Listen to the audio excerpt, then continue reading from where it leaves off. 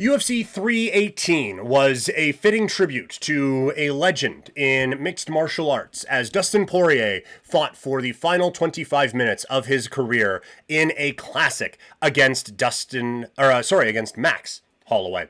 I thought that this was a really fun fight back at UFC 318. I enjoyed every bit of it. And I thought it was a fantastic end to Dustin Poirier's career. It wasn't a fight where you're like, oh, all right, this is the last time. We get it.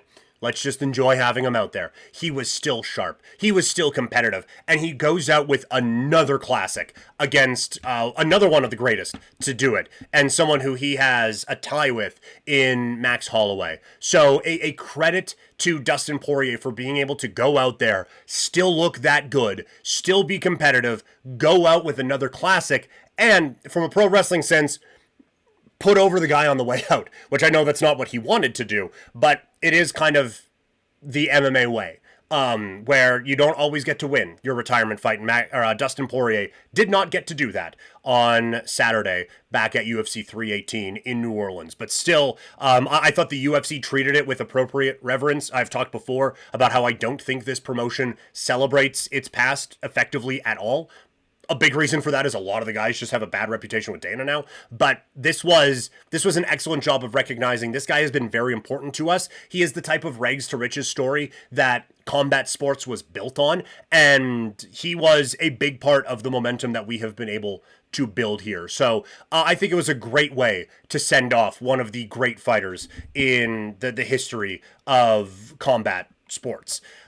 Just a reminder that this episode is powered by Swift Energy. Head over to swiftenergy.gg. Use that code PKPrimetime at checkout to get 25% off your next order. If we're grinding games, if it's the next fight night that you got to watch, we got 8 hours to stay sharp on. We got to keep that mental focus going. Head over to swiftenergy.gg and use the code PKPrimetime for that 25% off. So what about the guy who's actually sticking around after UFC 318? Max Holloway, I thought he had some fantastic moments.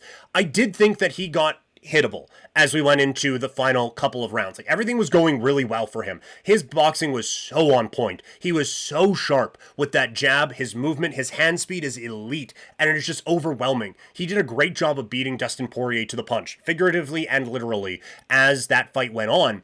But then Poirier lands the shot that drops him. He jumps for the ghillie and doesn't get it. But after that, Max felt hittable. That felt like it really kind of powered down Max Holloway. And he was still good. Like, he was still deserving of the win. But I thought if Poirier would have been able to turn it on a little bit more there, I thought Max was gettable in a couple of those rounds that Poirier wasn't able to get. And so that was one where Holloway gets hit and he comes away with the win, but that part needs to, I think, kind of tighten up if you're Max Holloway going forward. But still, excellent edge in the striking department. He ends up with 113 to 99 in the significant head strikes.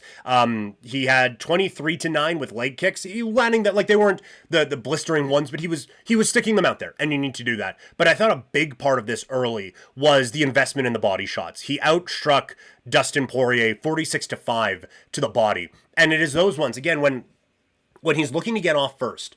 Unless you're going to get into a wild firefight with him, you kind of have to, like, defend them and then try to set up your offense that way. And it wasn't always just like it was a lot of punches to the head, but it wasn't like it was a good jab. But then when you're coming into those shots to the body, like, that is still setting your opponent off a little bit and allowing you to get in a little bit closer, get your combinations going, and really show that speed and continue to overwhelm your opponent. And so I thought he utilized those very effectively. I don't think it slowed down Dustin Poirier at all. I think there are some cars that couldn't do that. But I do think that it was a good way to just keep, I guess, kind of filling the space almost. They were more impactful than that, but to keep kind of just like adding points, accumulating damage, putting that work in, making that investment, and still being able to just be part of the bigger overall overwhelming picture for Max Holloway. And then I did like the leg kicks early. Again, it was just a part of that big volume edge that he had over Dustin Poirier. So an excellent game plan, excellent execution.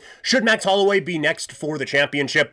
I don't think so. I don't think that this... I don't think you watch this and go, well, now I've completely forgotten about what Ilia Topuria did to this human being. Absolutely not. So I think that there is still another fight to go for a Max Holloway. I like a shot with Charles de Bronx. Go for it. If Arman Tsarukyan doesn't get the next title opportunity, go with that one. If Paddy Pimblett doesn't, then go with him. Like there are some options, but I think Holloway is still a fight away. And he might even be a fight away from being a fight away still. But you know he is going to bring it. You know he is going to bring a ton of the action going forward. So very, very, very impressive performance for Max Holloway on this night.